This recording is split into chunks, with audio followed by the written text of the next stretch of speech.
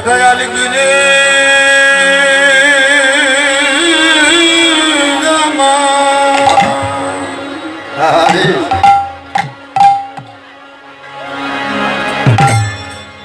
আমার কল্পা তরি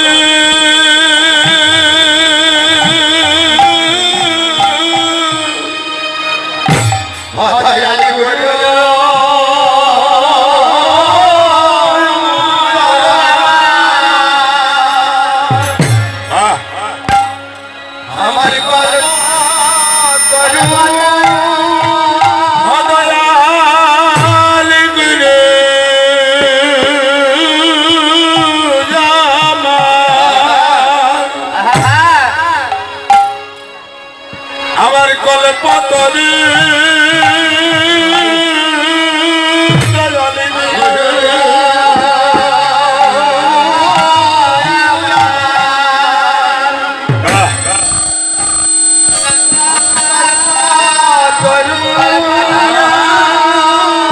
অজার চালায় বসে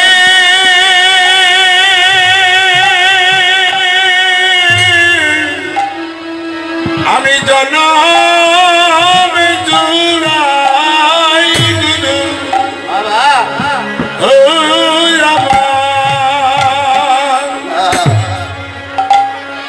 আমার কল্প করে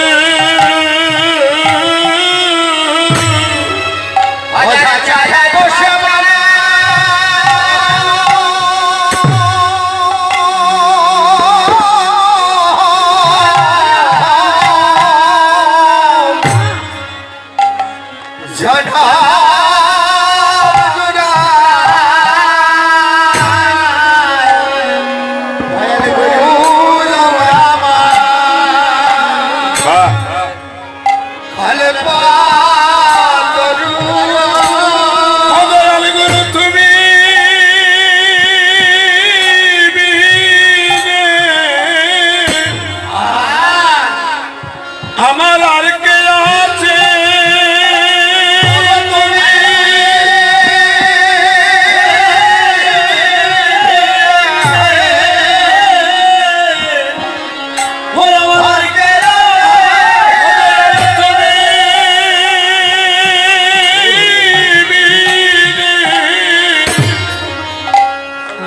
আমার আর কে আছে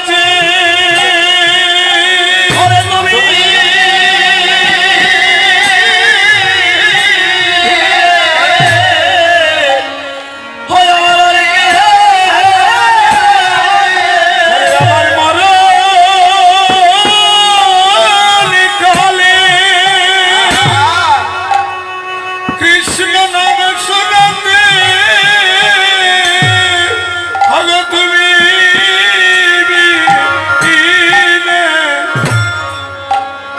আমার আর কে আছে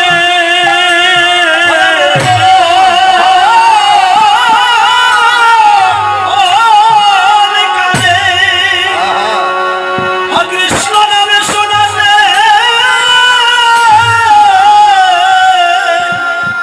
বলে তুমি বিনে আমার আর কে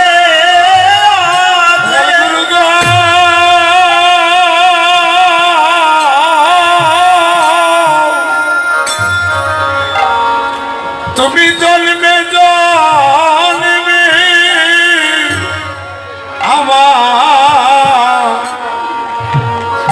আমার হইয়া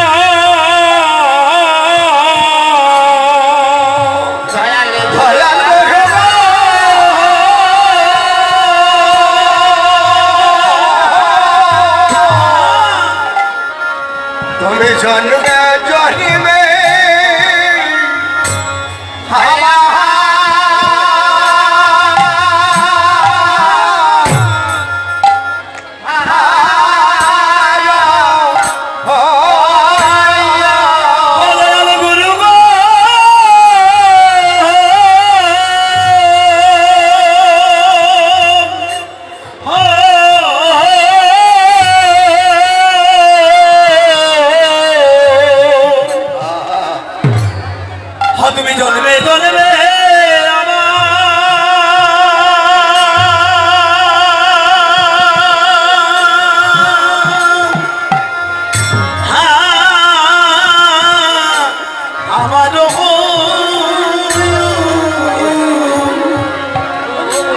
দয়াল গুরু গো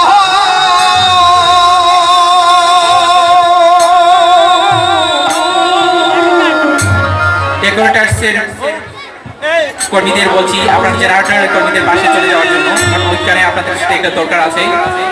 ডেকোরেটার্সের মানুষ জেনারেটরের মানুষের পাশে চলে যান।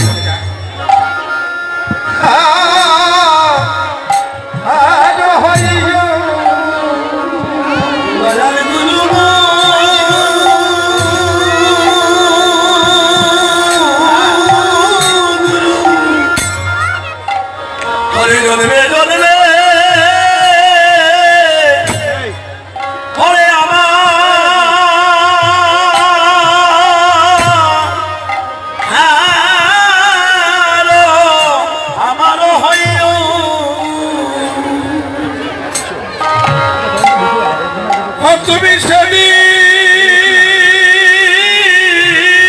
এসে আমায় দেখা দিও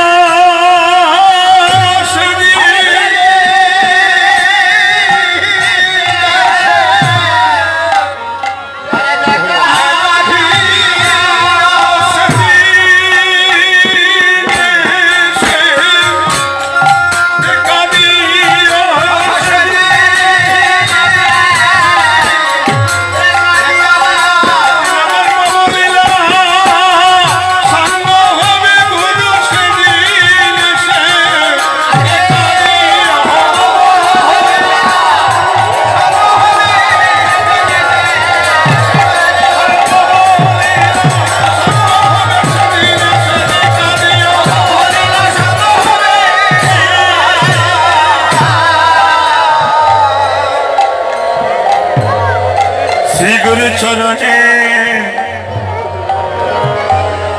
এটি নভুবনে জীবনে মদনে আর কেউ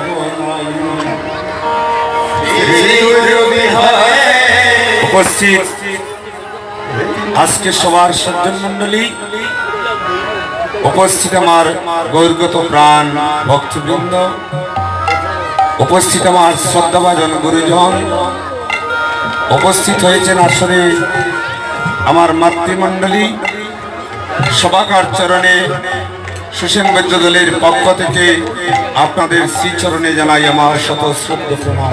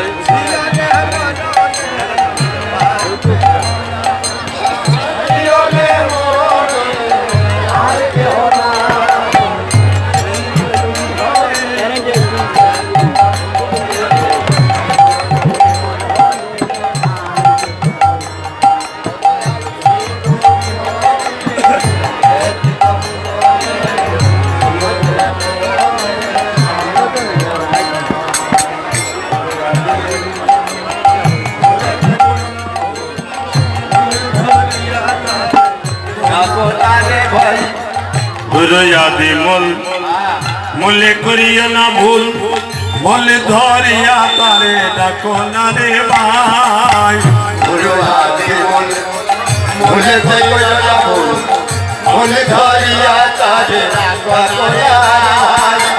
গুরুয়াদি মূলে করিও না ভুল, মূলে ধরিয়া তারে ডাকো না রে ভাই।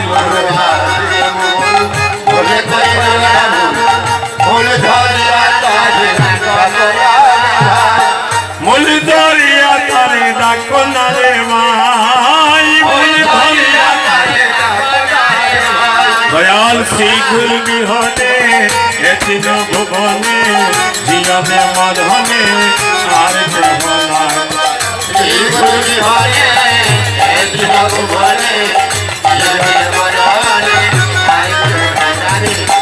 গুরু দিলে খাই না দিলে না খাই, বাসাইলে বাসি মরা নইলে মরে যায়।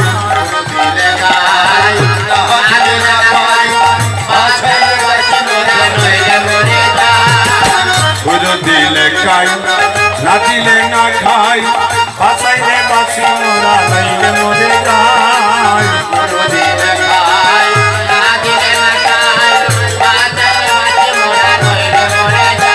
হাইরে বাসাইলে বাসি মরা নইলে মরে যায়, বাসাইলে বাসি মরা নইলে মরে যায়। দয়াল শ্রী গুরু বিহরে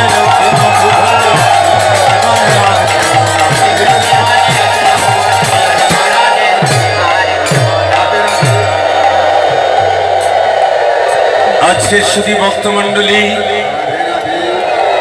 আজকে হরিনাম মহাযজ্ঞের মধ্যে আপনারা উপস্থিত হয়েছেন। আমরা কীর্তনে বড় আশা করে এসেছি। আমি শুনেছেন ভারতবর্ষে আমার জন্ম, আমি আসলে ভারতের সন্তান নয়। আমার জন্মটা হয়েছে এই বাংলাদেশের কুলাউড়া থানার অন্তর্গত সকাপন গ্রামে। আমি আজ থেকে 29 বছর আগে এই বাংলাদেশ ছেড়ে আমি ভারত অভিমুখে যাত্রা করি। এখানে অনেক গুরুজন ভক্তমণ্ডলী মায়েরা আমাকে চিনেন না। আমি লেখাপড়া করেছি নবীনচন্দ্র হাই স্কুলে। আমি 89-এ মেট্রিক পাস করে গিয়েছি এই নবীনচন্দ্র হাই স্কুলে। আজকে আমার জীবনটাকে ধন্য মনে করছি যে আমার দেশের মানুষ যে আমাকে এত ভালোবাসে, এটা আমার জানা ছিল না। আজ সব মা বোনেরা এসেছেন সুসেন বৈদ্যকে দেখার জন্য। আমি আপনাদেরকে কিছু দিতে পারবো না। আসরে আসা মাত্র আমার বুকটা ভেঙে গেছে। আপনাদের সকলকে দর্শন করে আমার দেশের মা, আমি বাংলাদেশে আসি, আমি টাকা পয়সা রোজগারের জন্য কীর্তনে আসি না। আসি আমি খুব ছোটবেলায় 4 বছর বয়সে আমার মাকে আমি এই বাংলার শ্মশান ঘাটে রেখে গিয়েছি। আমি সকল মাতৃগণের চরণে আমি সশ্রদ্ধ প্রণাম জ্ঞাপন করছি। আপনারা অধীর আগ্রহে বসে আছেন। আমি আপনাদেরকে কিছু উপহার দিতে পারবো না, শুধু একটা প্রণাম করার জন্য আপনাদেরকে এসেছি। উপস্থিত আমার যুবক বন্ধুগণ, আমি আপনাদের দেশের মানুষ। আমি বাংলার ধারে ধারে ভারতের প্রান্তে প্রান্তে কীর্তন করছি। আজকে কর্মদা নিবাসী কমিটি বৃন্দ আমাকে আবাহন করলেন। আমি আমার এই জায়গাটাকে মনে করছি এটাও আমার জন্মমাঠ। আজকে কি উপহার দিব আপনাদেরকে?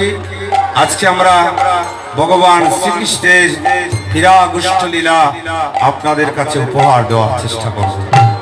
যদি আমার কথার মধ্যে, ভাষার মধ্যে কোনো ভুল ত্রুটি হয়, আপনারা আমাকে নিজের দেশের মানুষ মনে করে, নিজের দেশের সন্তান মনে করে আপনারা আমাকে ক্ষমা করবেন।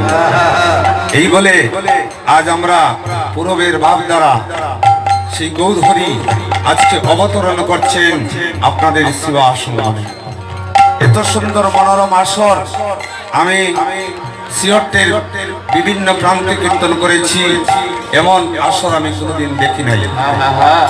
আজকে এই আসর দেখে আমি কর্মদা নিবাসী কমিটি বৃন্দের চরণে আমার শতশ্রদ্ধ প্রণাম জ্ঞাপন করছি এবং আপনাদের সকলের মঙ্গল আমি কামনা করছি।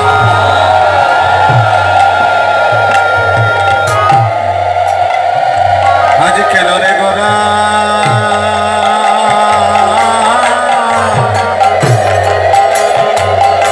আজ কেন গোরা রে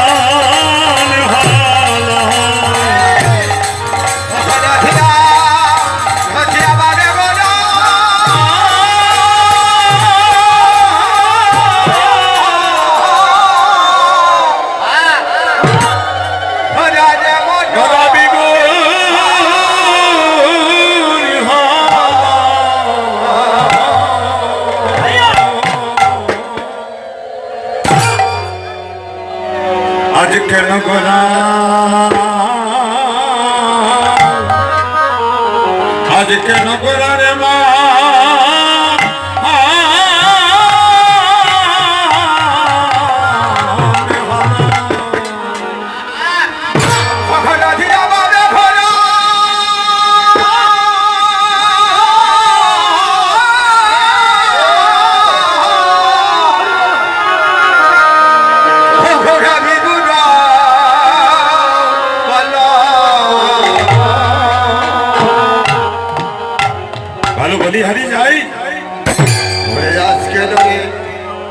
আজকে রে গোরা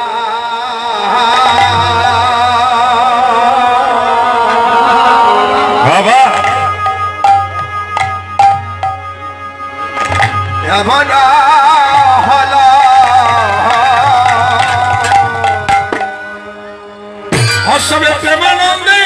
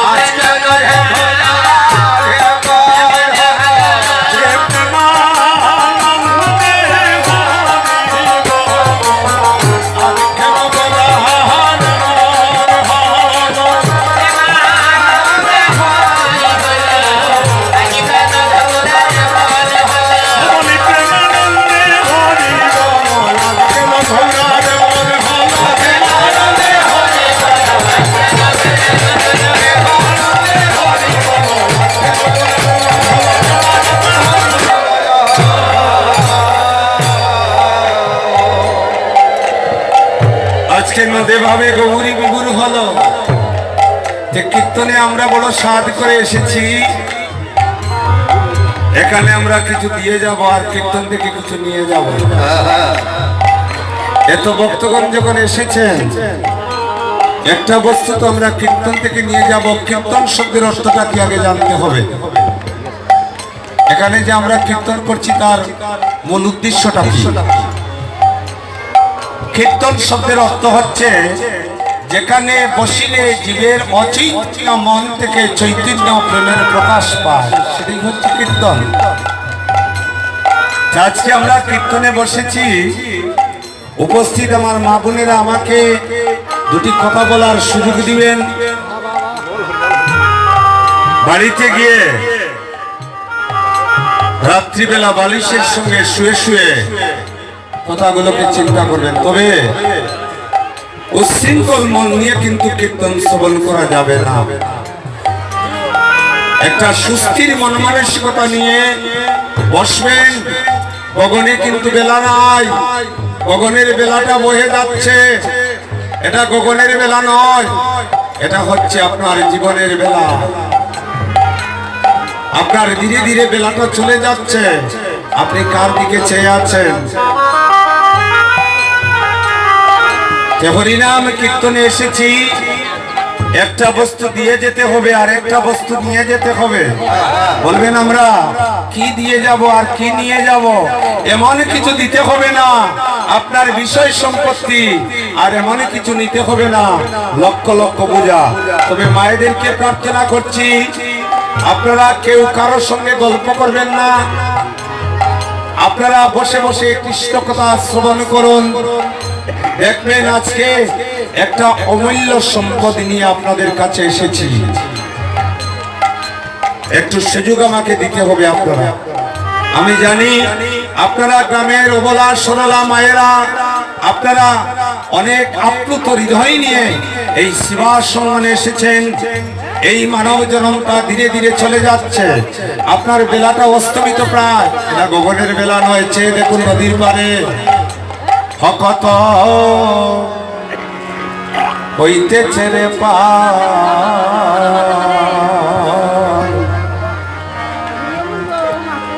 ববের গাঠে দিচ্ছে কে গুরু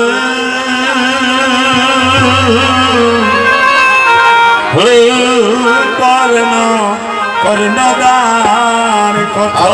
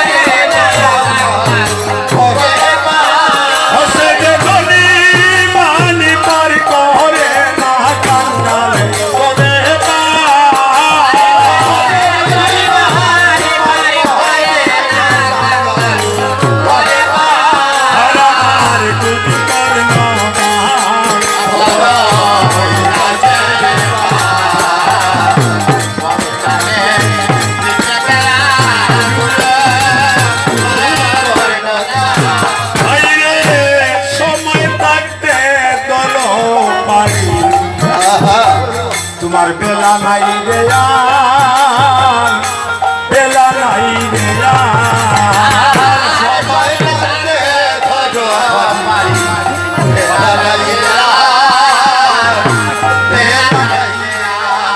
বাইরে সময় থাকতে ধরো বেলা নাই রে আর, বেলা নাই রে আর। একবার চেয়ে দেখুন, একটা আয়না হাতে নিয়ে দেখুন আপনার জীবনের বেলা আর কতদিন বাকি আছে। আজকে আসিমপুর গ্রাম হতে এসেছেন আমার 30 বছরের পুরানা আমার এক বড় ভাই গৌরাঙ্গনা, যিনির সঙ্গে আমার 30 বছর আগে এই কালুটি বাগানে রাঙ্গিছড়া চা বাগানে আমি কীর্তন করেছিলাম। আজ থেকে 30 বছর, প্রায় 32-33 বছর আগে হবে। আজকে এখানে আপনারা বসেছেন, আপনাদের কাছে আমার প্রার্থনা, বেলাটা কিন্তু গগনে নেই বাবা। আপনার জীবনের বেলাটা অস্তমিত প্রায়, কার দিকে চেয়ে আছেন? আপনি এখনো তৈরি হয়ে যান, আপনার জীবনের বেলা আর বেশি দিন বাকি নয়। তাই মহাজন বলছেন, সময় থাকতে চলো পারি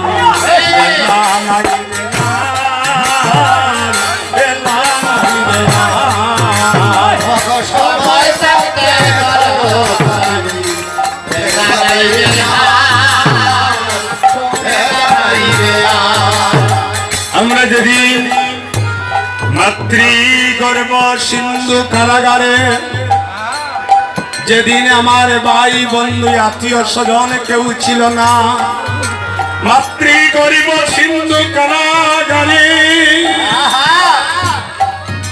মায়েরা জানেন মাতৃগর্ভে 2টা দ্বার আছে। একটি দ্বার হচ্ছে অগ্নিকুণ্ড, একটি দ্বার হচ্ছে নরকের কুণ্ড। নরকের কুণ্ডে কোনদিন মানুষ বসতি করতে পারে না। সেই দিন প্রাণে বলে দেখেছিলাম, কে আছো দয়াল গুরু আমায় সেই মাতৃগর্ভ সিন্ধু কারাগার থেকে উদ্ধার করো। মাতৃগর্ভ সিন্ধু কারাগারে ভাইও ছিল না, বন্ধু ছিল না, আত্মীয় ছিল না, স্বজন ছিল না। সেই দিন ছিলাম আমি আমার গুরুদেব মাতৃগর্ভে। যে বদন দিয়ে আজ কৃষ্ণ কথা বলছি, সেই বদন কানা ছিল একদিন মায়ের নরকের কুণ্ডে। সেদিন হাত তুলে দেখেছিলাম, কে আছো দয়াল গুরু আমাকে সেই মাতৃগর্ভ সিন্ধু কারাগার থেকে উদ্ধার করো। মাতৃগর্ভ সিন্ধু কারাগারে সেই দিন দয়াল গুরুদেব হাতে বাঁশি মাথে চূড়া মোহন মুরলীধারী গোবিন্দ দণ্ডায়মান হয়েছিলেন আমার শিয়রের সম্মুখে বলেছিলেন, অরে বৎস তুমি আমায় ডাকছো কেন? ডাকছি প্রভু আমায় সেই নরক কারাগার থেকে উদ্ধার করো। আজকে তো আমার বসানো আছে, টাকাও আছে, পয়সা আছে। যেদিন মাতৃগর্ভ সিন্ধু কারাগারে একটা বসানো পর্যন্ত ছিল না, সেই দিন গুরুর চরণে বলেছিলাম, গুরু গো আমায় পার করো। মাতৃগর্ভের কাতরি কণ্ঠ ডাক শ্রবণ করে সেই দিন দয়াল গুরুদেব হাতে বাঁশি গোবিন্দগন্ধায়মান হয়েছিলেন আমার শিয়রের সম্মুখে। সেদিনই বলেছিলেন, আরে বৎস আমি যে তোমাকে ডাকছি, তুমি আমায় কৃপা করো। মাতৃগর্ভের সেই কাতরি কণ্ঠ ডাক শ্রবণ করে সেই দিন দয়াল গুরুদেব হাতে বাঁশি মাতে চূড়া মোহন মুরলীধারী শিয়রের সম্মুখে বলেছিলেন, অরে বৎস আমি তো তোমাকে দীক্ষা দেওয়ার জন্য এসেছি। মাতৃগর্ভ সিন্ধু কারাগারে গুরুদেব সপ্তম মাসে অষ্টম দিবসে দয়াল গুরুদেব কর্ণমূলে শোনাইলেন মধুমাখা কৃষ্ণ নাম। সেই দিনই নাম শুনে আমার এই অন্য নয়ন প্রস্ফুটিত হয়ে গিয়েছিল গুরু কৃপা বলে। সেদিন নয়ন খুলে দেখেছিলাম হাতে বাঁশি মাঠে ছুড়া মোহন মুরলীধারী গোবিন্দ। গুরুতত্ত্বের আসলে একটা কথা, আস্তে আস্তে আস্তে আস্তে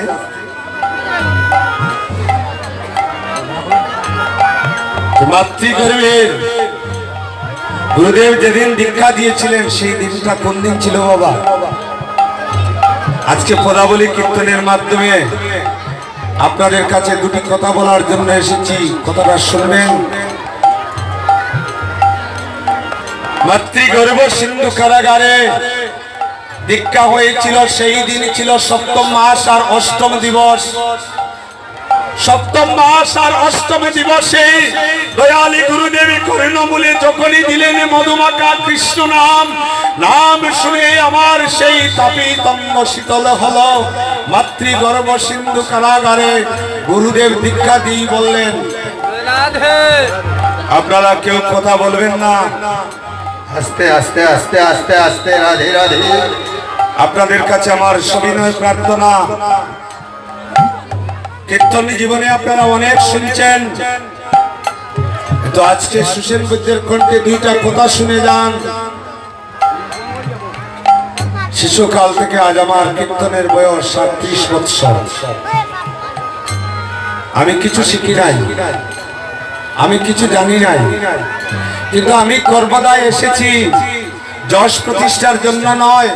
আমি এসেছি এখানে যদি কোনো কৃষ্ণ কথা বলিতে বলিতে যদি একটা শিশুর প্রাণেও যদি কৃষ্ণ ভক্তি জাগরণ করতে পারি, তার চরণ তরি ধরে আমি শেষের দিনে ভগবান